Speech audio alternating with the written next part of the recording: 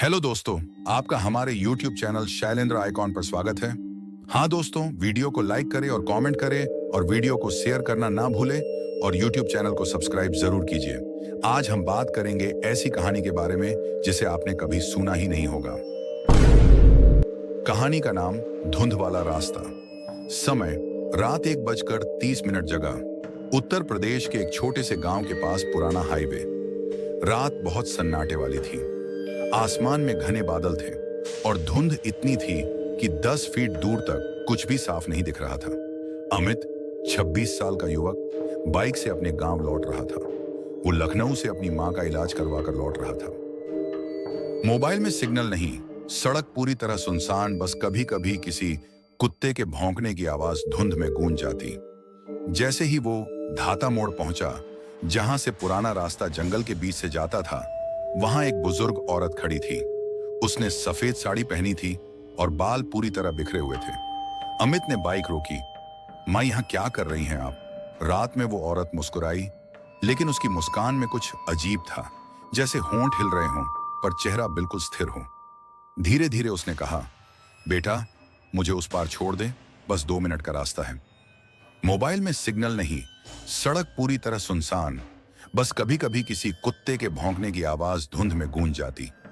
जैसे ही वो धाता मोड़ पहुंचा, जहां से पुराना रास्ता जंगल के बीच से जाता था, वहां एक बुजुर्ग औरत खड़ी थी। उसने सफेद साड़ी पहनी थी और बाल पूरी तरह बिखरे हुए थे। अमित ने बाइक रोकी। मां, यहां क्या कर रही हैं आप रात में?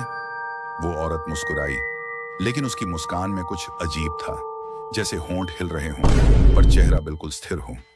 धीरे धीरे उसने कहा, बेटा मुझे उस पार छोड़ दे, बस 2 मिनट का रास्ता है। अमित को दया आ गई। उसने उसे बाइक पर बैठा लिया। जैसे ही बाइक आगे बढ़ी, उसे लगा पीछे कुछ बहुत भारी बैठा है। बाइक का संतुलन बिगड़ने लगा। उसने शीशे में देखा, लेकिन शीशे में कोई दिखाई नहीं दे रहा था। वो हड़बड़ा गया, पीछे मुड़ा और देखा वो औरत अब उसके बहुत पास झुककर बैठी थी, चेहरा उसके कान के पास। धीरे से बोली, तू डर गया बेटा? अमित का गला सूख गया। उसने झटके से बाइक रोकी और पीछे देखा। कोई नहीं था। बाइक से उतरते ही धुंध और गहरी हो गई। अब आस-पास सब कुछ बदल चुका था। वो जिस रास्ते से आया था, वो कहीं गायब हो गया था। सिर्फ पेड़ों के बीच से कोई कर्र कर्र की आवाज आ रही थी, जैसे कोई सूखी शाख टूट रही हो। अमित ने मोबाइल निकाला। बैटरी 70% थी, लेकिन स्क्रीन पर कुछ टेढ़े मेढ़े शब्द खुद से टाइप होने लगे। तू वापस नहीं जा सकता, वो पीछे हटते हुए चिल्लाया। कौन है वहां? तभी एक हाथ उसके कंधे पर पड़ा। वो पलटा और देखा, वही औरत, लेकिन अब उसका चेहरा पूरी तरह काला था। तभी एक हाथ उसके कंधे पर पड़ा। वो पलटा और देखा, वही औरत, लेकिन अब उसका चेहरा पूरी तरह काला था। आंखों से खून बह रहा था। वो चीखते हुए बोली, तूने मुझे नहीं छोड़ा, अब मैं तुझे नहीं छोड़ूंगी।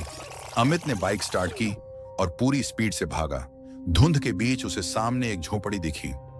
उसने राहत की सांस ली और अंदर चला गया। अंदर दीवार पर टंगे फोटो में वही औरत की तस्वीर थी और नीचे लिखा था, सावित्री देवी, जिनकी 1982 में इसी सड़क पर मौत हो गई थी। सावित्री देवी, जिनकी 1982 में इसी सड़क पर मौत हो गई थी।